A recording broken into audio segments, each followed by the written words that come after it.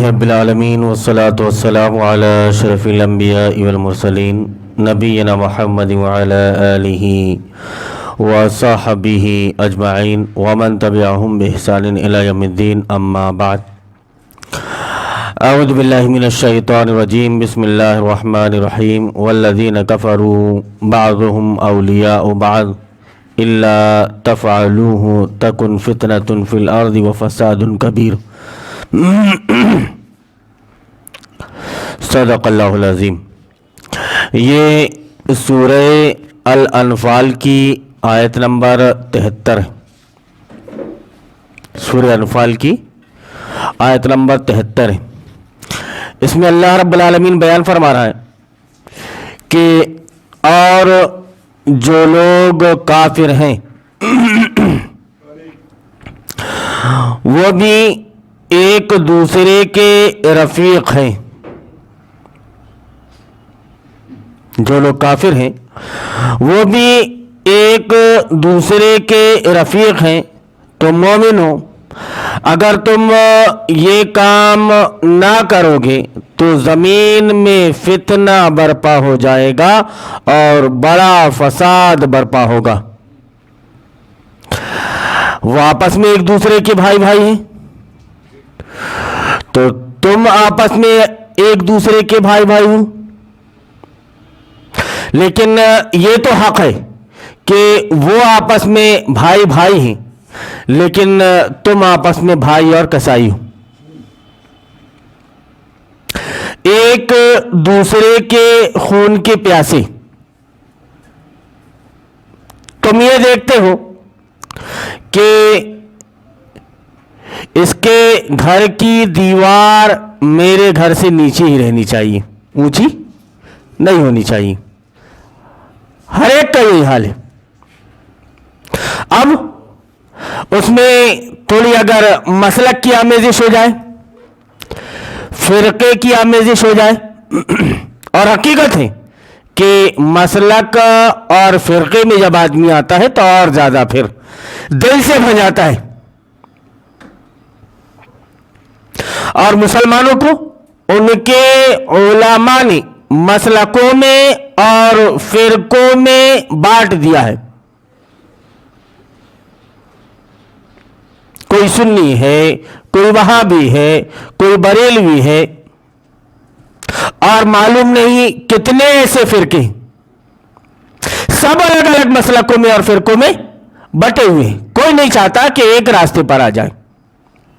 آئے سب پڑھتے ہیں وَاعْتَصِمُوا بِحَبْلِ اللَّهِ جَمِيعًا وَلَا تَفَرَّقُوا، کہ اللہ کی رسی کو مضبوطی سے تھام لو اور فرقوں میں مت بڑھ جاؤ۔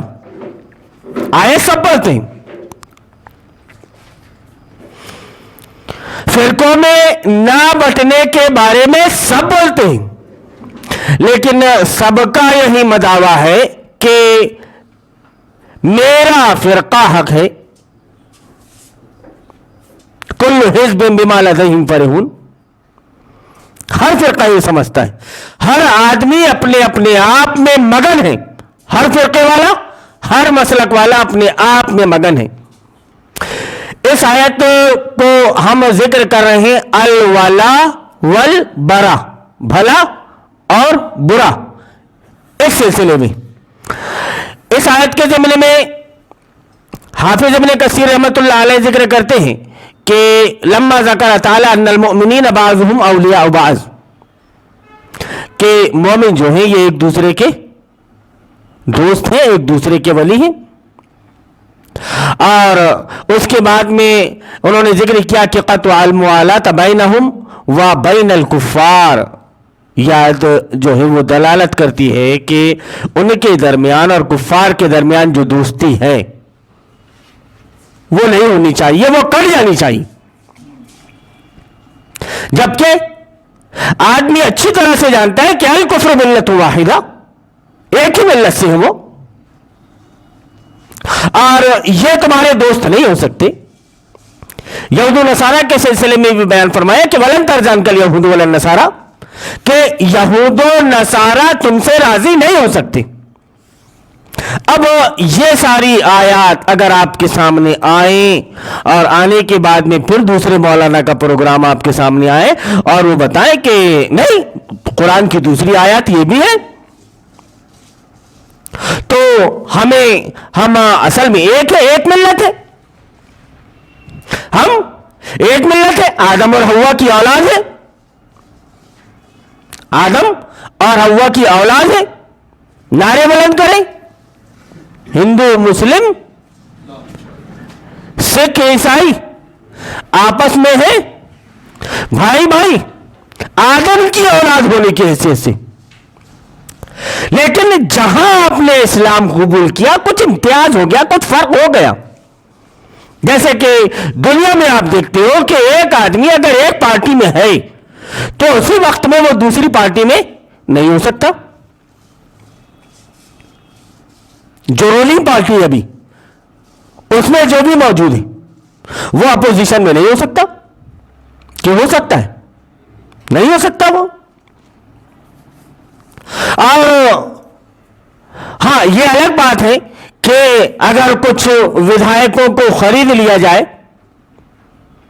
کچھ ودھائکوں کو خرید لیا جائے تو پھر اس کے بعد میں چناؤ پھر سے ہوگا اور اس کا سٹہ جو جیت کر آیا ہے وہاں پر باقی نہیں رہے گا، ایسا ہے کہ نہیں؟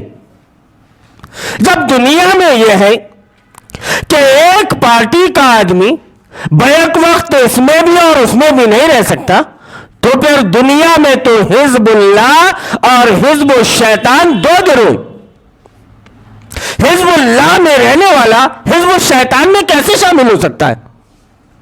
حزب الشیطان میں رہنے والا حزب اللہ میں شامل کیسے ہو سکتا ہے؟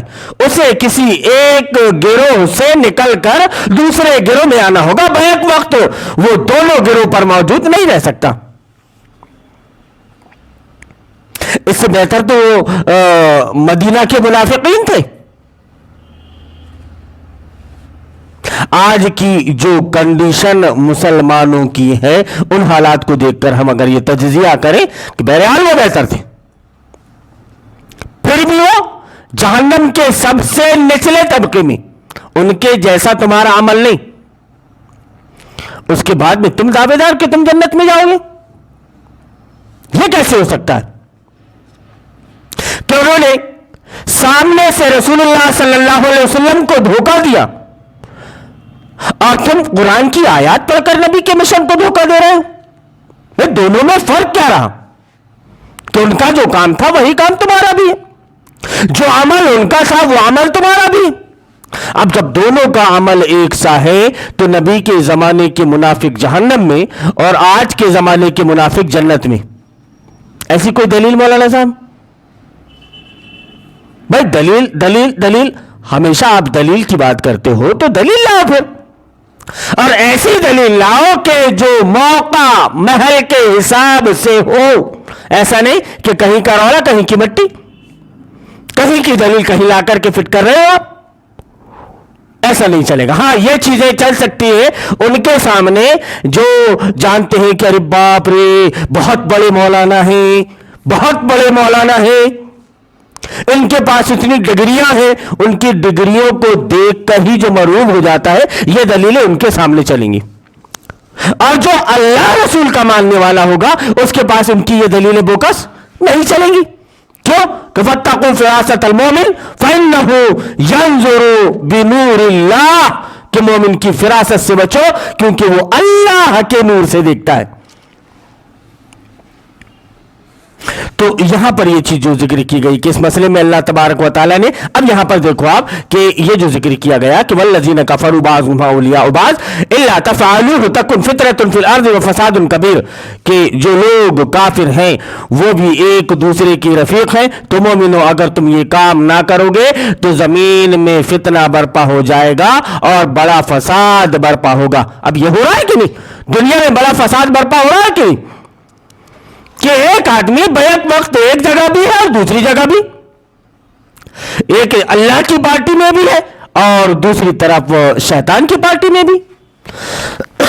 اب اس سلسلے میں اللہ رب العالمین نے ہمارے سامنے حضرت ابراہیم علیہ السلام کو اسوہ بنا کر پیش کیا اور بیان فرمایا کہ قد کانت لکم اسوۃ حسنۃ فی ابراہیم والذین معہ اذ قالوا لقومہم انا براء منکم ومما تعبدون من دون اللہ کفرنا بکم وبدا بیننا وبینکم العداوۃ والبغضاء ابدا حتی تؤمنوا باللہ وحدا.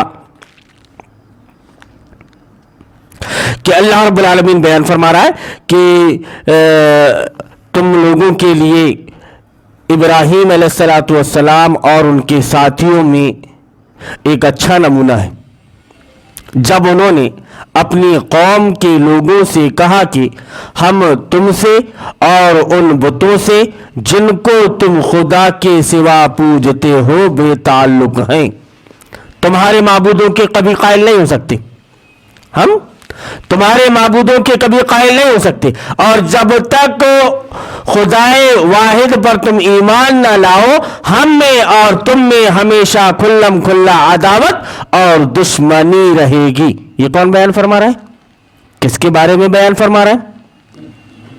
اللہ رب العالمین بیان فرما رہا ہے کہ حضرت ابراہیم علیہ السلام نے اور ان کے ساتھیوں نے یہ اعلان کیا کہ ہمارے اور تمہارے درمیان کھلم کھلا دشمنی رہے گی.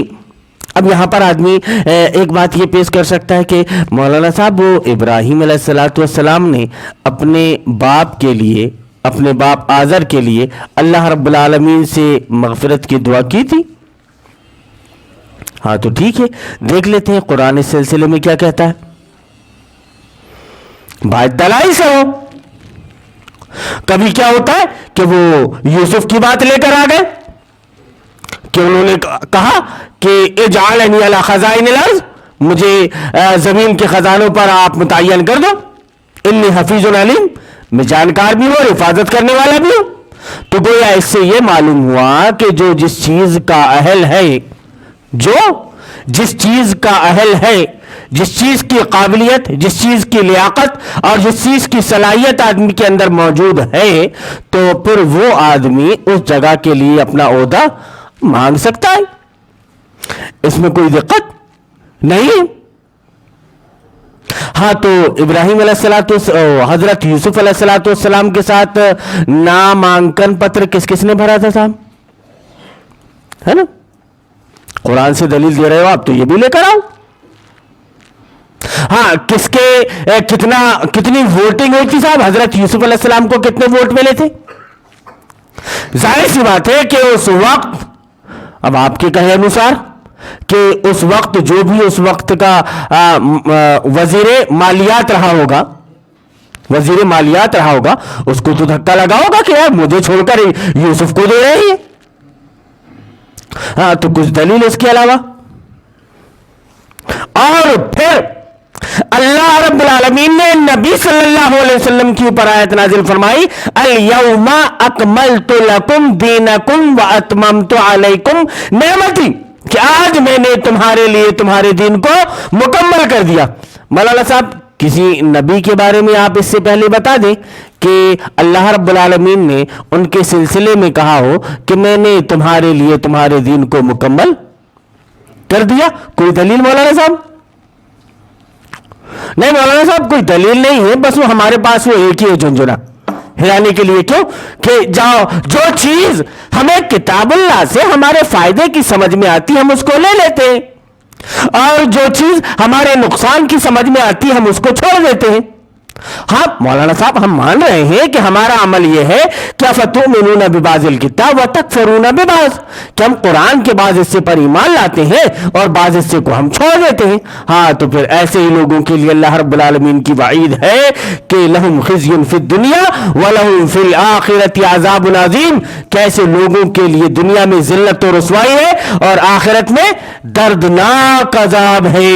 اللہ رب العالمین نے بیان فرمایا کہ ٹھیک ہے ابراہیم علیہ السلام نے جو ان کے لیے دعا مانگی تھی، ان کی زندگی میں ان کی ہدایت کے لیے دعا مانگی تھی، اور پھر اس کے بعد میں بھی اگر انہوں نے مانگا تو اللہ رب العالمین نے بیان فرمایا کہ وما کان استغفار ابراہیم لابیہ الا عن موعدۃ وعدها ایاہ فلما تبین لہ عدو اللہ تبرأ منہ. یہ سورۃ توبہ کی آیت نمبر 114 ہے کہ ابراہیم علیہ السلام کا اپنے باپ کے لیے بخشش مانگنا تو ایک وعدے کے سبب سے تھا، جو انہوں نے کہا تھا کہ میں اللہ رب العالمین سے آپ کے لیے مغفرت کی دعا کروں گا. لیکن کیا ہوا کہ جب انہیں معلوم ہو گیا کہ وہ خدا کا دشمن ہے تو اس سے بیزار ہو گئے. اب اس سے پہلے کی جو آیتیں ہیں، ہم نے اس سے پہلے آپ کے سامنے ایک آیت اور ذکر کی تھی کہ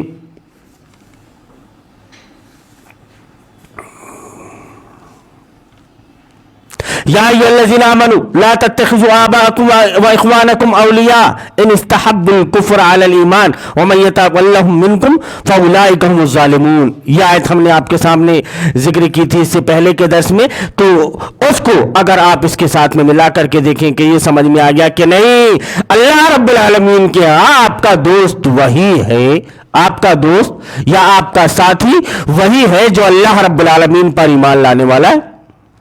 ادھر حضرت نوح علیہ السلام کے بیٹے کے سلسلے میں باتیں پیش کرتے ہیں، بڑی بڑی باتیں پیش کرتے ہیں. کہہ رہے وہ نوح علیہ السلام نے جب یہ کہا کہ اللہ رب العالمین ان ابنی من اہلی، کہ میرا بیٹا میری اہل و عیال میں سے ہے، میری اہل میں سے، اور تو نے وعدہ کیا تھا کہ میں تیری اہل کو جہاں اس عذاب سے، ڈوبنے سے میں بچا لوں گا. تو اللہ رب العالمین میرا بیٹا بھی میری اہل میں سے ہے. اللہ رب العالمین نے فرمایا کہ نہیں، وہ تمہاری اہل میں سے، انہ لیس من اہلک، وہ تمہاری اہل میں سے نہیں ہے. وجہ ہے کہ اس کے اعمال جو ہیں وہ غیر صالح ہیں، اللہ اور اس کے رسول کے احکام کے مطابق نہیں. تو پتہ یہ چلا کہ اسلام میں اہل وہ ہے جو شریعت کا پوری طرح سے پابند ہے، اور اگر وہ شریعت پر پابند نہیں تو تمہارا سگا بیٹا کیوں نہ ہو وہ تم میں سے نہیں. تمہیں بھی اگر تمہارا بچہ شریعت کے مطابق عمل نہیں کر رہا ہے، شریعت کو نہیں نبھا رہا ہے، کسی اور کو نبھا رہا ہے، تو تمہیں اس سے ویسے ہی اعلان برأت کرنی پڑے گی، اعلان برأت کرنا پڑے گا. جیسا حضرت ابراہیم علیہ السلام کے بارے میں اللہ رب العالمین نے ذکر کیا کہ فلما تبین لہ عدو اللہ تبرأ منہ، کہ جب ان کو یہ معلوم ہو گیا، ان کے اوپر یہ واضح ہو گیا کہ وہ خدا کا دشمن ہے، تو اس سے وہ بیزار ہو گئے. یہ کام آپ کیوں کریں گے؟ اللہ واسطے.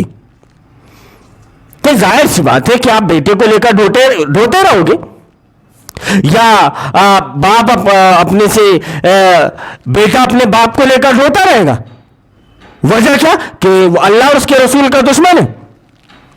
لیکن اس کے بعد بھی دونوں کے درمیان اچھی بن رہی ہے. ہاں ٹھیک ہے، اب جب ساتھ میں ہم اور آپ بیٹھے ہیں، جب ہم آپ ساتھ میں بیٹھے ہیں تو ہمارا حال یہ نہیں ہونا چاہیے کہ ہمارے درمیان کتاب و سنت کی روشنی میں کچھ گفتگو نکل جائے، طاغوت کے سلسلے میں کچھ گفتگو نکل جائے، اس سلسلے میں کچھ بات چیت ہو، کچھ تھوڑی نوک جھوک ہو جائے. ایسا نہیں، آپ کو پوری طرح سے بات پہنچانی ہے، آپ کو پوری طرح سے اتمام حجت کرنی ہے. یہ سوچو آپ کہ اگر میں اپنے والد کے سامنے بات نہ رکھ سکوں کسی وجہ سے، تو کل اللہ رب العالمین اگر قیامت کے دن مجھ سے سوال کر لے تو پھر میں کیا جواب دوں گا؟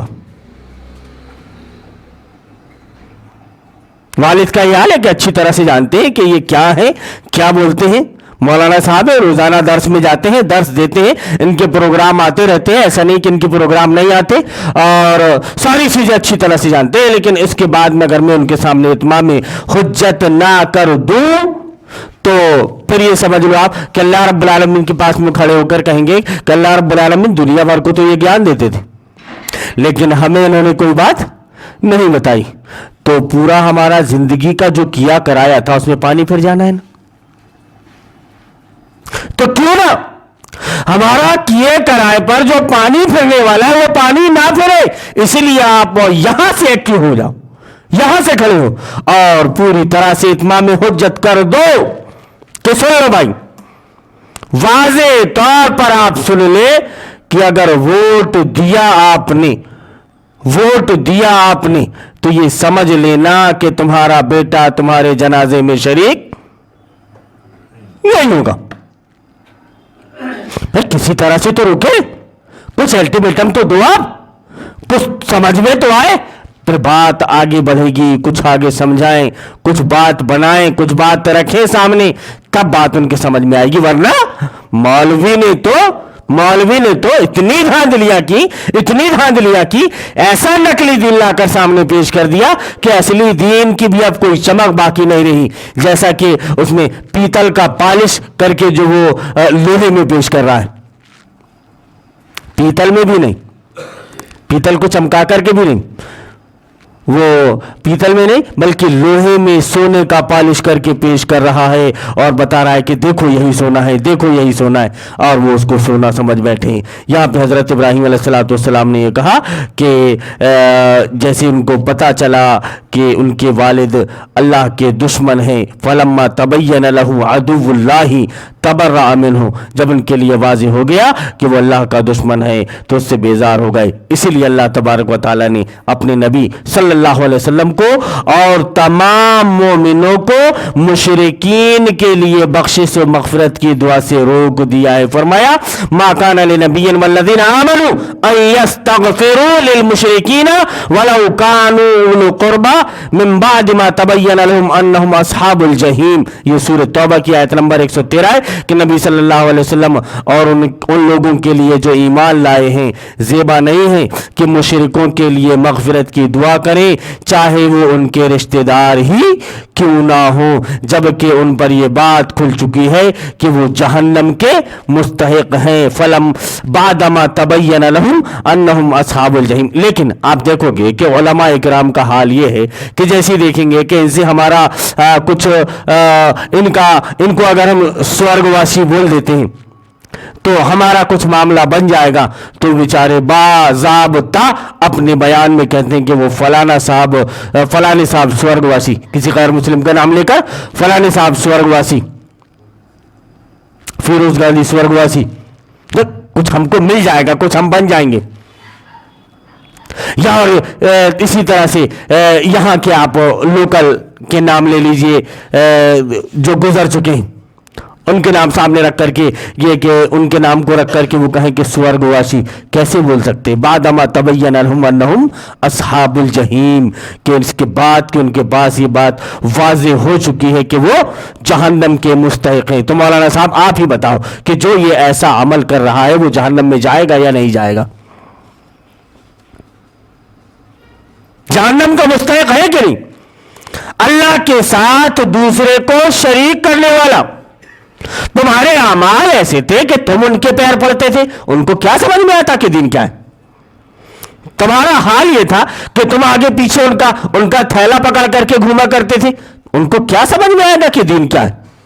دین کیا ہے یہ تم نے ان کو بتایا کبھی اپنے پریکٹیکل سے؟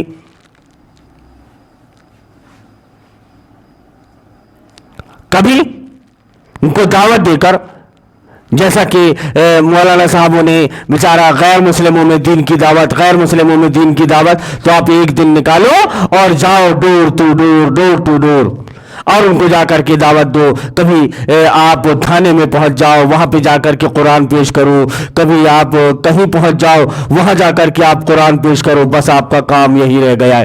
کتنوں کو نبی کریم صلی اللہ علیہ وسلم نے قرآن پیش کیا. مولانا صاحب ایک دلیل بہت مانگتے ہو. مولانا صاحب آپ دلیل مانگ رہے ہو تو ہم آپ سے دلیل نہ مانگے.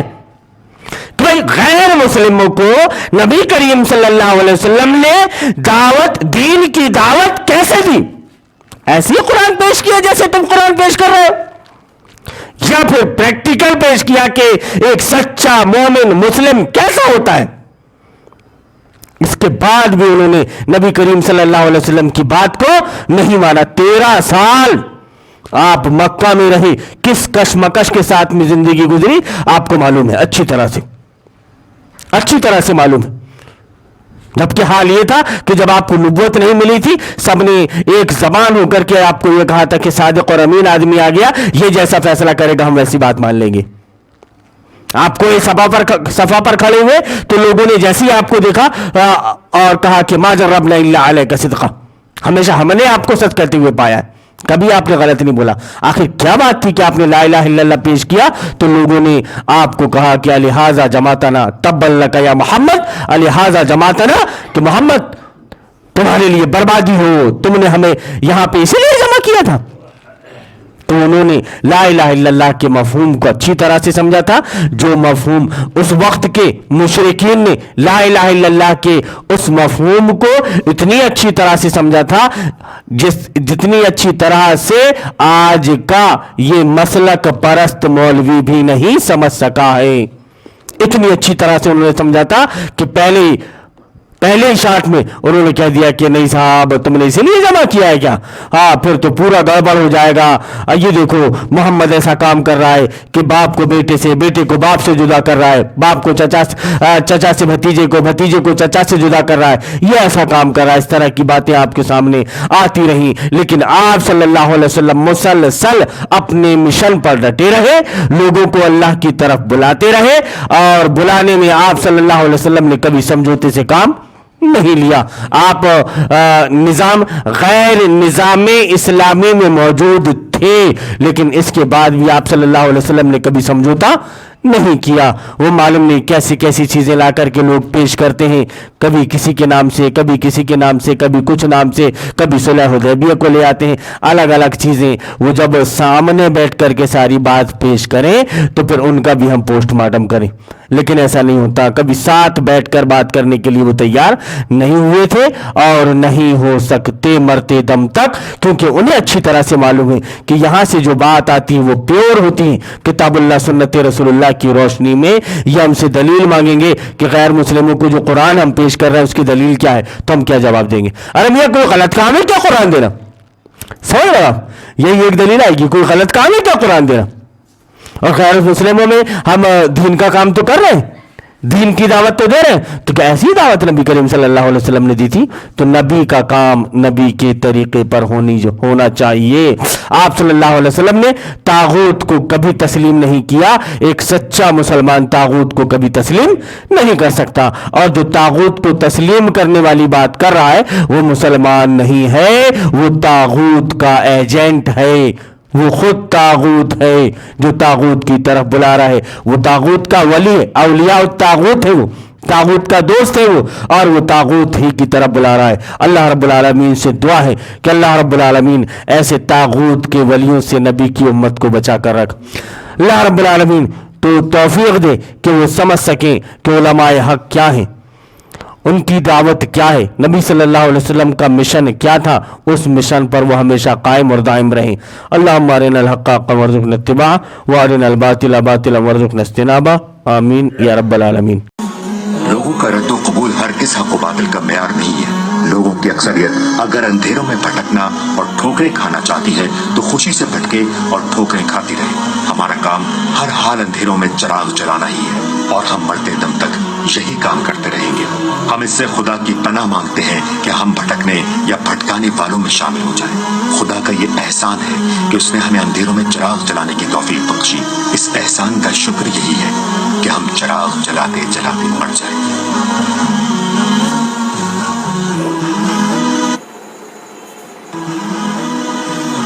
یہ شریعت بزدلوں اور نامردوں کے لیے نہیں اتری ہے, نفس کے بندوں اور دنیا کے غلاموں کے لیے نہیں اتری ہے. ہوا کے رخ پر اڑنے والے خس و خاشاک اور پانی کے بہاؤ پر بہنے والے حشرات الارض اور ہر رنگ میں رنگ جانے والے بے رنگوں کے لیے نہیں اتری ہے. یہ ان بہادر شیروں کے لیے اتری ہے جو ہوا کا رخ بدل دینے کا عزم رکھتے ہیں, جو دریا کی روانی سے لڑنے اور اس کے بہاؤ کو پھیر دینے کی ہمت رکھتے ہیں.